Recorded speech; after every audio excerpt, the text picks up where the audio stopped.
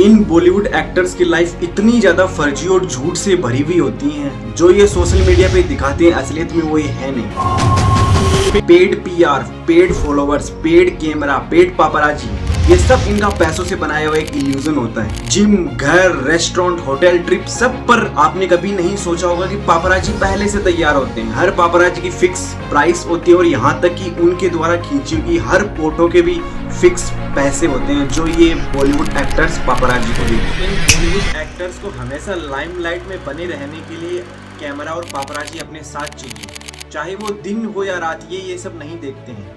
इनका सिर्फ एक ही काम होता है, परफेक्ट शॉट। आपको ये देखकर कभी हैरानी नहीं होती कि जिम के बाहर रात को 11 बजे एयरपोर्ट पर, बीच पर या फिर कहीं ये वैकेशन मनाने जाएं, वहाँ भी पापराजी इनका पीछा करते हुए रहते हैं। यहाँ तक कि डेली नॉर्मल एक्टिविटी में अगर कोई सेलिब्रिटीज पानी पूरी वाले से पूछ के खा ले तो वो भी एक वायरल सेंसेशन बन जाती है।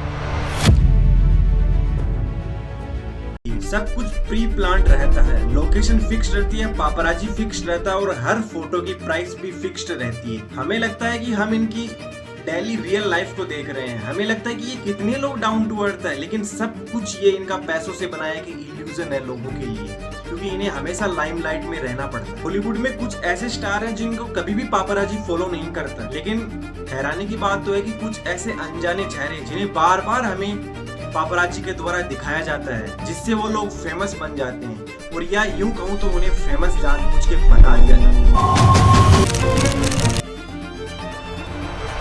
आपको दिखाया जाएगा कि बॉलीवुड एक्ट्रेस की ग्लैमरस की दुनिया जो बाहर से कितनी चमकदार है, वो अंदर से कितनी सच्चाई और फर्जी से भरी हुई है। आज के टाइम पापराजी उन लोगों को कहा जाता है जिनका काम होता है हाई प्रोफाइल लोगों की फोटो खींचना, और ये पापराजी सबसे पहले 1961 में आई फिल्म एक इटालियन ला डोल्चे विटा में एक कैरेक्टर था पापराजो, जो एक फेयरलेस कैरेक्टर था और किसी भी हद तक जा सकता था किसी सेलिब्रिटीज की फोटो को खींचने के लिए। और 1961 में इन्हीं पापराजी पर एक आर्टिकल छिपा, जिस आर्टिकल में पापराजी को भूखे भेड़ियों की तुलना की गई, क्योंकि ये पापराजी किसी भी सेलिब्रिटीज की फोटो को चुपके से सीक्रेटली बिना उनकी परमिशन के खींच लेते थे, जिससे उनकी प्राइवेट लाइफ में भी बहुत ज्यादा इंटरफेरेंस हो रहा था। Nitish ji, how was the meeting? This is not the right place to talk. Let's do not disturb them. So how was the meeting between you and Nitish ji? I don't have to comment on anything. Why was the meeting nice? Nitish ji का आशीर्वाद मिला आपको? Is he okay? Is he happy? Why is this not the right time to talk?